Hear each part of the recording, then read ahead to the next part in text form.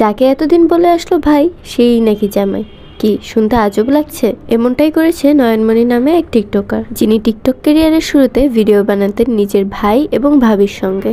সবাই তার এবং তার ভাইয়ের ভিতর যে সম্পর্ক রয়েছে তা খুব পছন্দ করত এবং এই কারণেই তাদের ভিডিও ভাইরাল হতে থাকে। এর বেশ কয়েক বছর পরে যখন তারা একটু ফেমাস হয়ে গিয়েছে, হঠাৎ করে তাদের ভিডিওতে আসা বন্ধ করে দেন তার ভাবি। যখন ভিউয়ার্সরা জিজ্ঞেস করতে থাকে যে তাদের ভাবি এখন কেন ভিডিওতে আসে না, তখন জানাজানি হয় সম্পূর্ণ বিষয়। তার ভাই এবং ভাবির মাঝে ডিভোর্স হয়ে গিয়েছে এবং সেই কথা নিজেই বলেছেন নয়নমণি। এছাড়া তিনি সেই ভিডিওতে আরোই বলেন যে এই ভাই তার মায়ের পেটের আপন ভাই নয়, সে হচ্ছে তার কাজিন ব্রাদার। এরপর জানা যায় সেই কাজিন ভাইয়ের সঙ্গে তার বিয়ে হয়েছে এবং সেই সংসারে রয়েছে দুটি সন্তান এবং তার ভাবিই নাকি তাদের দুজনকে একসঙ্গে বিয়ে দিয়েছেন। সেই ভিডিওতে তিনি নিজেই বলেছেন তাদের বিয়ের বয়স 3 থেকে 4 বছর।